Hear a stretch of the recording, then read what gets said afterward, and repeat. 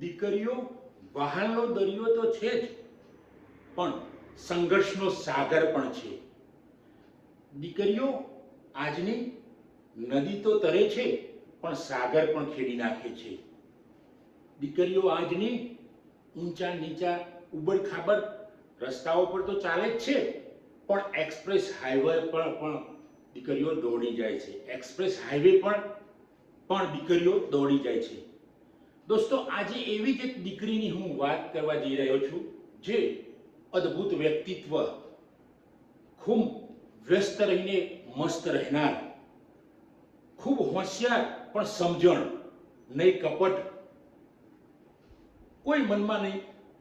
હોશિયાર વ્યક્તિ હોય અને સમજણ હોય એ જબરજસ્ત મેચિંગ હોય છે મિત્રો જીવનમાં. અને એ કપટ નહીં, કોઈ ચાલાકી નહીં, એવું અદ્ભુત વ્યક્તિત્વ છે મારી વિદ્યાર્થીની ડોક્ટર ધર્મિષ્ઠા ડાંગર. મિત્રો, ડોક્ટર ધર્મિષ્ઠા ડાંગર તો હું એવું કહું કે કચ્છના રણમાં જળ વિના એક કમળ ખીલી ગયું.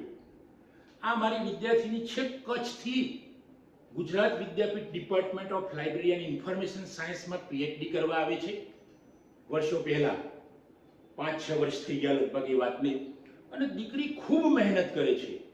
એ જોબ કરે છે, ઘરની જોબ, પરિવારની જોબ, દીકરા પતિની જોબ, સમાજ માટે જોબ. અને આનાથી વિશેષ વાત એ છે મિત્રો કે જોઈન્ટ ફેમિલીમાં રહીને સાસુ સસરાની સેવા કરવી, પિયર પક્ષે પણ રહીને મમ્મી પપ્પાને સાચવવા, સમાજના પ્રસંગો સાચવવા, અને સાથે સાથે કોલેજમાં નોકરી કરવી અને ડોક્ટરેટની ડિગ્રી મેળવી, સહેજ બી હિંમત નહીં હારવી, ચહેરા પર સદાય હાસ્ય, ક્યારેય નિરાશા નહીં, કોઈ પણ કામ કરવાની એની તત્પરતા. એટલે તો હું મિત્રો કહું છું કે દીકરીઓ માત્ર વહાલનો દરિયો નથી, સંઘર્ષનો સાગર છે. આ ધર્મિષ્ઠાને હું કહું છું, ડોક્ટર ધર્મિષ્ઠા કહું છું, એ સંઘર્ષનો સાગર છે, અદ્ભુત સાગર. એ સતત સંઘર્ષ કરવાની જ ખેવના મનમાં, અને એની મહેચ્છા પણ કંઈક કરવાની ઈચ્છાઓ તો જબરજસ્ત, કે બેસી નહીં રહેવાનું, આગળ નીકળવાનું, અને પરોક્ષ રીતે બીજી દીકરીઓને દીકરાઓને પ્રેરણા પૂરી પાડવી.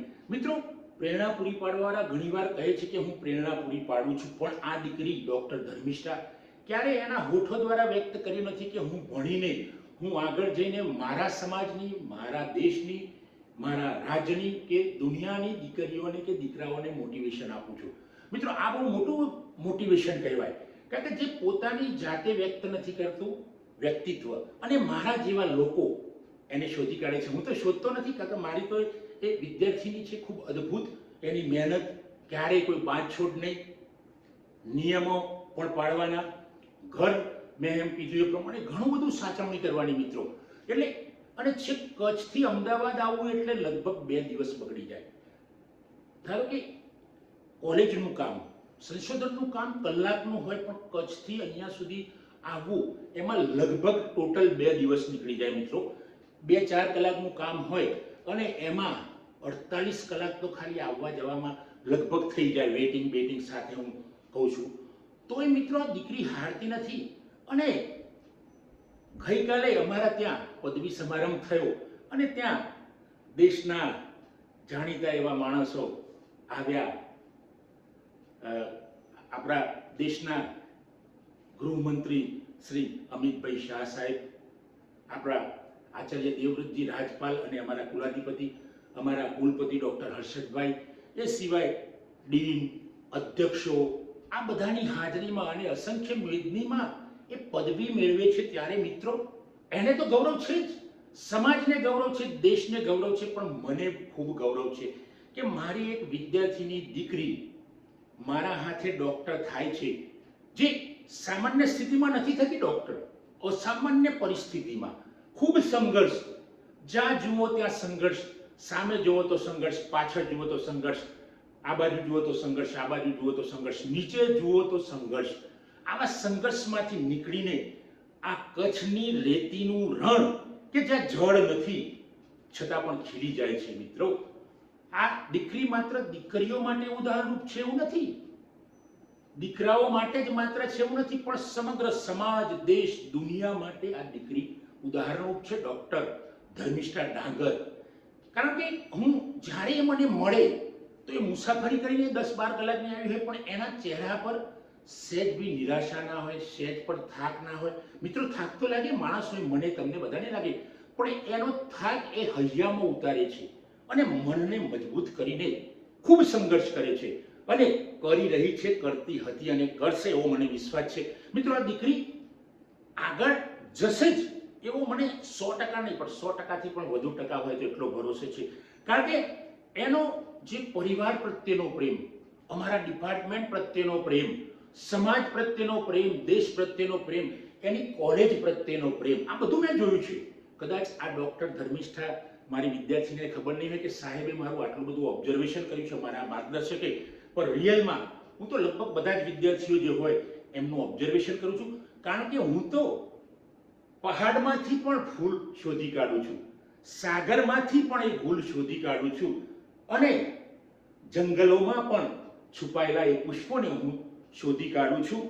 કુસુમ તો ફળિયા ફળિયામાં છુપાયેલા છે, કુસુમ તો ફળિયા ફળિયામાં છુપાયેલા છે, બસ એને હું શોધી કાઢું છું. અને આ ડૉક્ટર ધર્મિષ્ઠા એ ખરેખર અદ્ભુત કુસુમ છે, અદ્ભુત પુષ્પ, ફૂલ, ગુલ જે રણમાં ખીલી ગયું છે વિના જળ.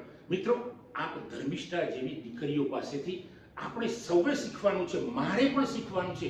આવી દીકરીઓને જોઈને હું વિચારું છું કે આ દીકરી ઘરે જમવાનું બનાવે છે, બસમાં મુસાફરી કરે છે, દીકરાને સ્કૂલમાં મોકલે છે, પતિનું ટિફિન બનાવે છે, સાસુ સસરાની સેવા કરે છે, જોઈન્ટ ફેમિલીમાં રહે છે અને સાથે પિયરના સાથે પણ એટેચમેન્ટ રાખે છે. મિત્રો, હવે પહેલાના જેવો જમાનો નથી કે દીકરી સાસરીમાં આવી ગયા પછી સાસરિયાનું જ ખ્યાલ રાખશે. નહીં, પિયરનો પણ એટલી જ જવાબદારી છે. અને જવાબદારી નહીં, દીકરી પોતે જવાબદારી નહીં, એનો પ્રેમ સમજીને બધી જ જગ્યાએ કરે છે કામ. અને આ એમાંથી એક મારી વિદ્યાર્થીની દીકરી છે ડૉક્ટર ધર્મિષ્ઠા. મિત્રો, ડૉક્ટર ધર્મિષ્ઠા ભલે મારી વિદ્યાર્થીની હોય, એ ભલે મને ગુરુ માનતી હોય, પણ આજે આ દીકરીને હું વંદન કરું છું. કારણ કે ડૉક્ટર ધર્મિષ્ઠા જેવી જો દીકરીઓ આપણા સમાજમાં, સમાજ એટલે મારા માટે કોઈ એક સમાજ નથી, સમાજ એટલે આપણો દેશ, સમાજ એટલે વિશ્વ, સમાજ એટલે રાજ્ય, સમાજ એટલે ગામ, જો આવી દીકરીઓ સમાજમાં હશે તો આપણા સમાજનો વિકાસ કોઈ રોકી શકશે નહીં. કારણ કે આ તો સાગરનો સંઘર્ષ છે, સાગરનો સંઘર્ષ છે, સાગર જેવો સંઘર્ષ છે. પોતે સાગર બનીને સંઘર્ષ કરે છે, પોતે અંદર તોફાનો છુપાવી દે છે અને એ મહેનતનું તોફાન કરીને ખૂબ આગળ નીકળી જાય છે. મિત્રો, આપ સૌને આ વિડીયો પસંદ આવ્યો હોય એને લાઈક કરો, શેર કરો, કોમેન્ટ કરો અને જો મારી